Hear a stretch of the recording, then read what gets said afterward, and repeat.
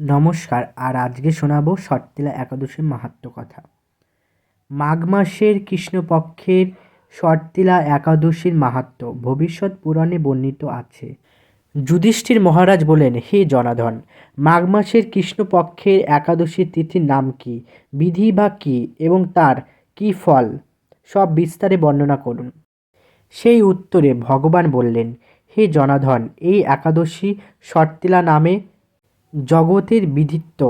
একসময় দালভ্য ঋষি মুনিশ্রেষ্ঠ পুলস্তকে জিজ্ঞাসা করলেন, মর্ত্যলোকে মানুষেরা ব্রাহ্মণ হত্যা, গো হত্যা, অন্যান্য সম্পদ হরণ আদি পাপ কর্ম দ্বারা নরকে গমন করে, যাতে তারা নরক গতি থেকে রক্ষা পায়, তা যথাযথভাবে আমাকে উপদেশ করুন।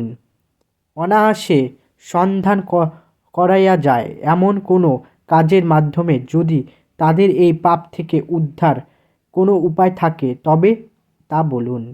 ঋষি বললেন, হে মহাভাগ, তুমি এই গোপনীয় উত্তম বিষয়ে প্রশ্ন করেছ। মাঘ মাসে শুচি, যতীন্দ্র, কাম, ক্রোধ আদি শূন্য হয়ে স্নানের পর সর্বদেবতাস্বর শ্রীকৃষ্ণর পূজা করবে। রাত্রিতে অর্চনান্তে হোম করবে। তারপর চন্দন, অগ্রু, কর্পূর, সর্তিলা প্রভৃতির দ্বারা নৈবেদ্য প্রস্তুত করে ভগবানকে নিবেদন করবেন। নারকেল অথবা 100 গুড়বাক দিয়ে অগ্র প্রদান করবে। কৃষ্ণ কৃষ্ণ কি মন্ত্রে শ্রীকৃষ্ণের পূজা করতে হয়। শ্রীকৃষ্ণ আমার প্রতি প্রীতিত্ব হন বলে যথা শক্তি ব্রাহ্মণকে জলপন্ন, কলস, ছত্র, বস্ত্র, পাদুকা আদি ও তিলপাত্র দান করবে। স্নান দানী কার্য কালো তিল অত্যন্ত শুভ। হে প্রদত্ত, তিল থেকে পুনরায় যে তিল উৎপাদন হয় তাতেও বছরে দানকারী স্বর্গলোক বাস করে। তিল দ্বারা স্নান, তিলের শরীরে ধারণ, তিল জলে মিশিয়ে তা অর্পণ করা, তিলের ভোজন এবং তিল দান, এই 6 প্রকার বিধানে সর্বপাপ বিনষ্ট হয়ে থাকে। এই জন্য এই একাদশীর নাম শর্তিলা একাদশী। হে যুধিষ্ঠির, একসময় নারদও এই শর্তিলা একাদশীর ফল ইতিহাস সম্পর্কে জানতে চাইলে সেই কাহিনী আমি বলেছিলাম, তা এখন তোমার কাছে বর্ণনা করছি। পুরাকালে মর্ত্যলোকে এক ব্রাহ্মণী বাস করত। সে প্রত্যহ ব্রতচারণ ও দেব্য পূজা পালিত করত। উপবাস ক্রমে তার শরীর অত্যন্ত ক্ষীণ হয়ে গিয়েছিল। এই মহাসতী ব্রহ্মণ্যী অনেক কাজ থেকে দেবত্র গ্রহণ করে দেবতা, ব্রাহ্মণ, কুমারীদের ভক্তি ভরে দান করত, কিন্তু কখনো ভিক্ষুককে ভিক্ষাদান, ব্রাহ্মণকে অন্নদান করেননি। এভাবে বহু বছর অতিক্রম হলো। আমি চিন্তা করলাম, কষ্টসাধ্য বিভিন্ন ব্রত করার ফলে এই ব্রাহ্মণীর শরীরটি শুকিয়ে যাচ্ছে। যে যথাযথভাবে বৈষ্ণবদের অর্চন করছে, কিন্তু তাদের পরিতৃপ্তির জন্য কোনো অন্নদান করেননি। তাই আমি একদিন কাপালিক রূপে ধারণ করে তামার পাত্র হাতে নিয়ে তার কাছে গিয়ে ভিক্ষা প্রার্থনা করলাম। ব্রাহ্মণী বলল, হে ব্রাহ্মণ, তুমি কোথা থেকে এসেছ, কোথায় যাবে তা আমাকে বলো। আমি বললাম, হে সুন্দরী, আমাকে ভিক্ষা দাও। তখন সে ক্ষুব্ধ হয়ে আমার পাত্রটি মাটির ঢেলা দিয়ে বলল। তারপর আমি সেখান থেকে চলে গেলাম।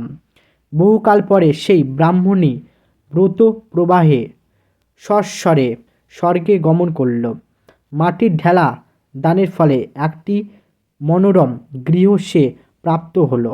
কিন্তু হে নারদ, সেইখানে কোনো দান ও চাল কিছুই ছিল না।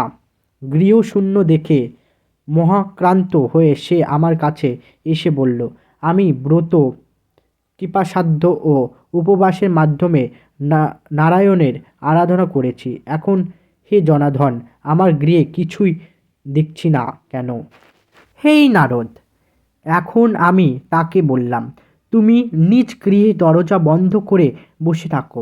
মর্ত্যলোকের মানবী শরীরে স্বর্গে এসে শুনে দেবতাদের পত্নীরা তাকে দেখতে আসবে, কিন্তু তুমি দরজা খুলবে না। তুমি তাদের কাছে শর্তিলা ব্রতের পুণ্যফল প্রার্থনা করবে। যদি তারা সেই ফল প্রার্থনায় রাজি হয় তবেই দরজা খুলবে। এরপর দেবপত্নীরা সেখানে এসে তার দরজায় প্রার্থনা করল। তাদের মধ্যে এক দেবপত্নী তার শর্তিলা ব্রত জনিত ফল তাদের প্রদান করল।